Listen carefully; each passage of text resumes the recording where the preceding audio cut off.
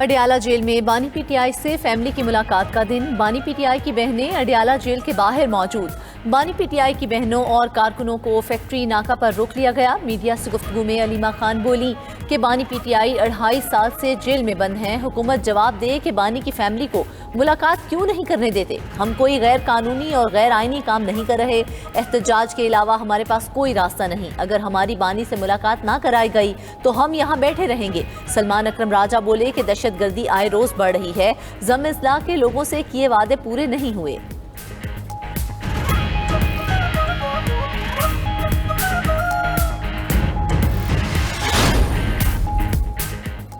ملک میں جمہوریت عملاً ختم ہو چکی ہے۔ عوام سے ووٹ دینے کا حق چھین لیا گیا۔ اپوزیشن اتحادی جماعتوں کے قائدین کی آفتاب شیرپاؤ کی رہائش گاہ پر میڈیا سے گفتگو۔ اسد قیصر نے کہا کہ ہماری تحریک آئین و قانون کی حکمرانی کے لیے ہے۔ 18ویں ترمیم اور NFC پر وزراء بات کر رہے ہیں۔ نئے صوبوں پر بات ہو رہی ہے۔ اتفاق رائے نہیں ہوتا تو مسائل پیدا ہوں گے۔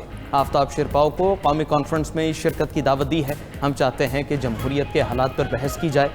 اس موقع پر آفتاب شیرپاؤ بولے کہ کوئی 18ویں ترمیم میں تبدیلی لانا چاہتا ہے تو قبول نہیں۔ پیپلز پارٹی کو چاہیے 18ویں ترمیم کو تحفظ دے۔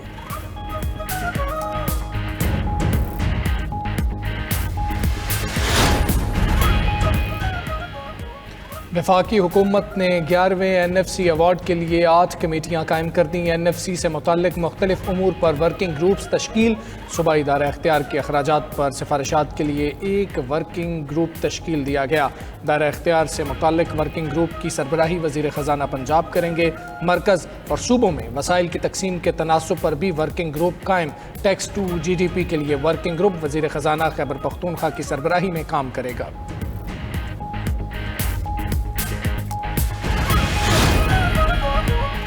وزیر اعلیٰ پنجاب نے بے گھر صنعتی ورکرز کے لیے تعمیر 720 فلیٹس کی قرعہ اندازی کر دی۔ مریم نواز کا بیوگان اور اسپیشل افراد کو قرعہ اندازی سے الگ اپلائی کرنے اور فلیٹ دینے کا حکم۔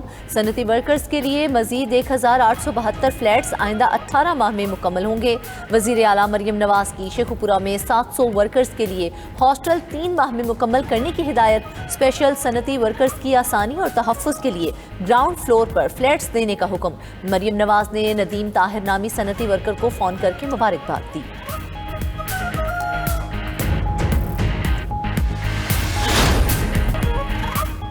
وزیر اعلیٰ خیبر پختونخوا نے شہداء کے ورثاء کی امدادی رقم 50 لاکھ سے بڑھا کر 1 کروڑ روپے کر دی۔ وزیر اعلیٰ سہیل آفریدی سے پاک بھارت جنگ میں شہید فورسز کے جوانوں کے ورثاء کی ملاقات۔ زخمی اہلکاروں کے لیے امدادی رقم 10 لاکھ سے بڑھا کر 25 لاکھ روپے کرنے کا اعلان۔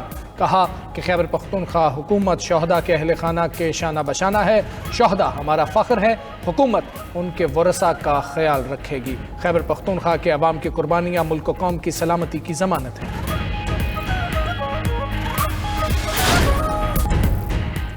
وزیر اعلیٰ سندھ مراد علی شاہ کی زیر صدارت کابینہ کا اجلاس۔ کابینہ کمیٹی کی سفارشات کی منظوری دے دی گئی۔ عوامی آگاہی کے لیے دستاویزی فلمز بنانے کے لیے 1 ارب روپے کی منظوری۔ پبلک ٹرانسپورٹ کے لیے بسز خریدنے کی مد میں 965 ملین روپے کی منظوری۔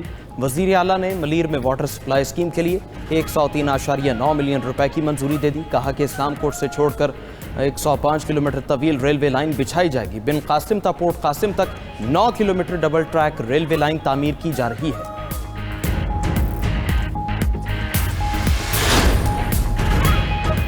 پاکستان سے جنگ میں تباہ بھارتی رافیل طیاروں کے نمبر سامنے آ گئے۔ برطانوی دفاعی جریدے کی ایرو کی تحقیقاتی رپورٹ کے مطابق مئی میں پاکستان اور بھارت کے درمیان 52 منٹ کی فضائی جنگ میں بھارتی فضائیہ کے 4 رافیل لڑاکا طیارے تباہ ہوئے۔ تباہ رافیل طیاروں کے نمبر BS001، BS021، BS022 اور BS027 تھے۔ بھارت طیاروں کے سیریل نمبرز کے ساتھ کوئی واضح تصاویر پیش کرنے میں ناکام رہا۔ بھارتی فضائیہ کے مجموعی نقصانات میں 4 رافیل، MiG-29، Su-30 اور ہیرون ڈرون شامل ہیں۔ JF-17C بلاک 3 نے ادھمپور میں دفاعی نظام S-400 کو تباہ کیا۔ پاکستانی فضائیہ نے برنالہ میں بھارتی کمانڈ اینڈ کنٹرول سسٹم تباہ کیا۔ بھارتی chief of defence staff general Anil Chauhan نے انٹرویو میں بھارتی طیاروں کی تباہی تسلیم کی تھی۔ کراچی میں گڈز ٹرانسپورٹرز کی ہڑتال 9ویں روز بھی جاری، ملک بھر میں سامان کی ترسیل بدستور معطل، منڈیوں میں اشیاء کی قیمتوں میں اضافہ ہونے لگا، بندرگاہوں پر درآمدی اور برآمدی سامان موجود۔ گزشتہ روز وفاقی کمیٹی کے ٹرانسپورٹر سے مذاکرات میں پیش رفت نہ ہو سکی۔ گڈز ٹرانسپورٹرز کی آج وفاقی وزیر بحری امور سے ملاقات شیڈیول، ایف پی سی سی آئی اور کراچی چیمبر کا ہڑتال پر تشویش کا اظہار۔ کراچی چیمبر کے حکام کا کہنا ہے کہ درآمدات اور برآمدات رک جانے سے معیشت جمود کا شکار ہے۔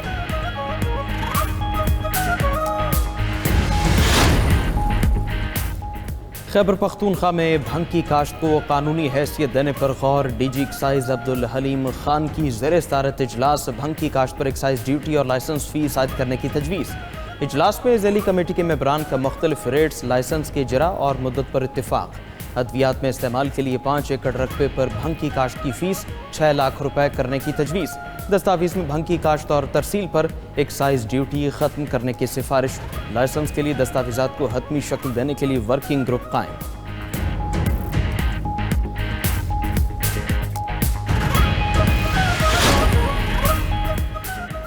روزگار کے لیے بیرون ملک جانے والے شہریوں کو ایف آئی اے کی جانب سے آف لوڈ کرنے کا معاملہ، وزیر اعظم نے وفاقی وزیر برائے اوورسیز کی سربراہی میں 14 رکنی کمیٹی قائم کر دی۔ وفاقی وزیر برائے آئی ٹی، وزیر مملکت برائے اوورسیز پاکستان شامل۔ کمیٹی مسافروں کے لیے آن لائن پروٹیکٹر کے اجراء کا طریقہ کار وضع کرے گی۔ موجودہ امیگریشن نظام میں بہتری کے لیے بھی سفارشات تیار ہوں گی۔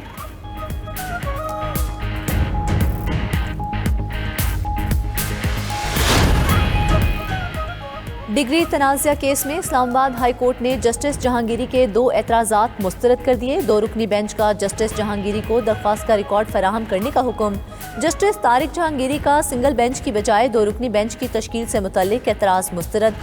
تحریری حکم نامے کے مطابق جسٹس جہانگیری کے چیف جسٹس پر تعصب کے اعتراض کا کوئی قانونی جواز نہیں۔ جج پر تعصب کی بنیاد پر بینچ سے علیحدگی کے اصول پر اعلیٰ عدلیہ کے متعدد فیصلے موجود ہیں۔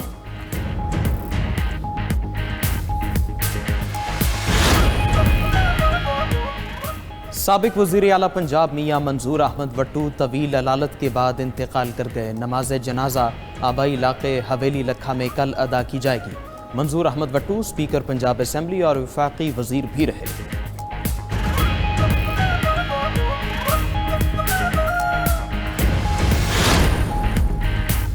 پاکستان میں H3N2 سپر فلو وائرس کے کیسز کی تصدیق ہو گئی۔ نیشنل انسٹیٹیوٹ آف ہیلتھ نے ہنگامی الرٹ جاری کر دیا۔ NIH نے وفاقی اور صوبائی محکمہ صحت کو ہائی الرٹ رہنے کی ہدایت بھی کر دی۔ NIH کے مطابق پاکستان میں موسمی انفلوئنزا میں غیر معمولی اور قبل از وقت اضافہ ہوا ہے۔ صرف 6 ہفتوں میں 3,40,000 سے زائد مشتبہ فلو کیسز رپورٹ ہوئے۔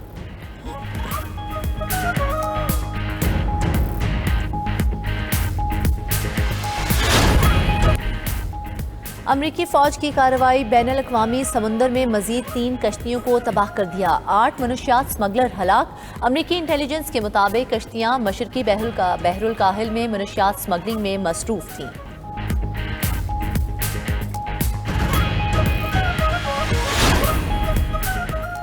میکسیکو کے ٹولوکا ہوائی اڈے کے قریب چھوٹے طیارے کو حادثہ، 10 افراد ہلاک۔ میکسیکو کے شہر اکاپولکو سے پرواز کرنے والا طیارہ انٹرنیشنل ایئرپورٹ کے قریب گودام سے ٹکرا گیا۔ ادھر برازیل میں آزادی کا مجسمہ تیز ہواؤں سے گر گیا۔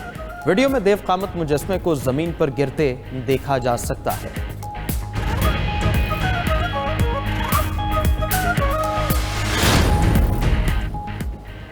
دولت کمانے میں ایلون مسک دنیا میں سب سے آگے۔ ایلون مسک $600 ارب سے زائد دولت رکھنے والے دنیا کے پہلے انسان بن گئے۔ فوربس کے مطابق اسپیس ایکس کی مالیت $800 ارب تک پہنچنے کے بعد ایلون مسک کی مجموعی دولت کا تخمینہ $677 ارب لگایا گیا ہے۔